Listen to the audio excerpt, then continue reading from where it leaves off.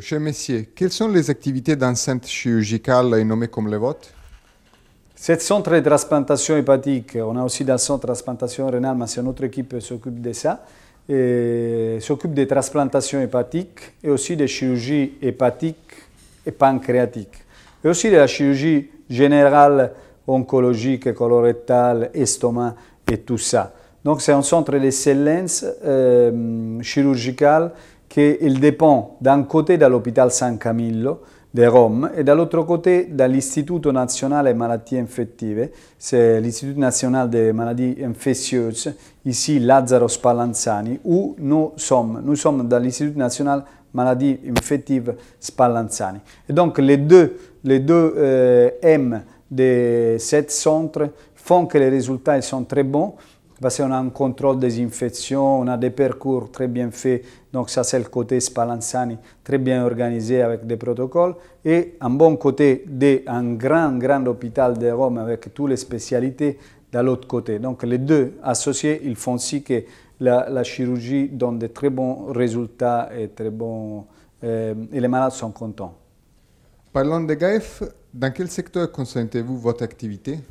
De la greffe hépatique, bien sûr, la greffe hépatique faite par des maladies terminales de cirrhose virale, notamment on est dans l'Institut national qui traite toutes les infections virales B et C notamment. Mais nous, on a la tradition de traiter les malades avec un cancer primitif du foie parce qu'on vient de l'Institut de cancer de Rome, IFO, Regina Elena, et on s'est transféré ici en 2007. Et donc, on a cette tradition oncologique, donc 35-40%, ça dépend des années, on fait des transplantations pour des malades atteints d'hépatocarcinome qui complique une cirrhose virale. Ça, c'est un des domaines plus importants de la transplantation. En matière de chirurgie hépatique, quelles ont été les principales indications et quels en sont les résultats? Notamment en parlant de chirurgie hépatique, on a deux bras. D'un côté, on a parlé pour la transplantation des tumeurs primitives du foie, c'est l'hépatocellulaire carcinome ou le carcinome hépatocellulaire. Et ça complique, 90% des cas compliquent une cirrhose hépatique. Donc on cherche de faire de la chirurgie comme mon maître Belghiti à Paris m'a appris en chirurgie hépatique sous cirrhose. Il y a des règles, il faut bien respecter les règles et comme ça les résultats ils sont bien. De l'autre côté, on a la chirurgie sous foie sain, donc on traite des métastases hépatiques, notamment des cancers colorectaux. Et cette métastase hépatique complique presque la moitié des malades avec des cancers colorectaux et donc on cherche de faire le maximum pour traiter, pour amener à chirurgie ces malades atteints de métastase hépatique. Et parce que c'est des malades qui étaient abandonnés il y a quelques années. Et par contre, maintenant, avec les cancérologues et les médicaments qu'utilisent les cancérologues et les oncologues médici en italien, les cancérologues on amène à chirurgie des malades qui, il y a 10 ans, on ne pouvait même pas imaginer que ces malades allaient à chirurgie. Mais aller à chirurgie, ça veut dire donner un espoir à ces malades-là et faire guérir des malades qu'autrement, ils ne pouvaient pas guérir avant.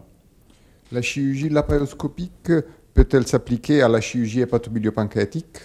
Bien sûr, ça c'est un domaine de plus en plus demandé par les malades notamment, mais aussi par les chirurgiens parce que la chirurgie laparoscopique, il s'applique dans tous les domaines de la chirurgie générale et d'abord il y a 10 ans on avait démarré avec la vésicule cellulose et après de temps en temps on faisait des côlons et maintenant presque tous les côlons sont approchés de façon laparoscopique et aussi la chirurgie hépatique. On cherche de faire des chirurgies laparoscopiques hépatiques de plus en plus. Il y a des bénéfices pour les malades notamment, des bénéfices pour la structure parce que les malades ils restent moins à l'hôpital, ils sont plus contents, ils se lèvent plus tôt, ils ont moins mal, ils ont moins besoin de médicaments. Donc si c'est possible, on fait la chirurgie laparoscopique hépatique. Et dans le domaine de la chirurgie pancréatique et de la chirurgie générale? Ben, comme je vous disais tout à l'heure, en chirurgie générale, on cherche dans cette unité d'utiliser surtout la laparoscopie, mais on fait d'abord, à part la laparoscopie, on fait une chirurgie oncologique bien faite, une chirurgie oncologique qui respecte les règles de la chirurgie oncologique.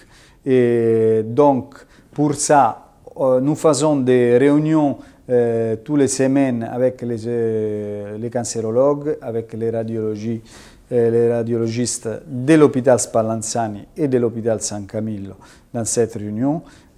On a aussi les psychologues, on a aussi des autres importantes, tous les secrétaires, les infirmiers, les nurses et tout ça, pour organiser toute l'activité du bloc, toute l'activité du service et pour chercher de donner un service important et d'excellence à notre malade.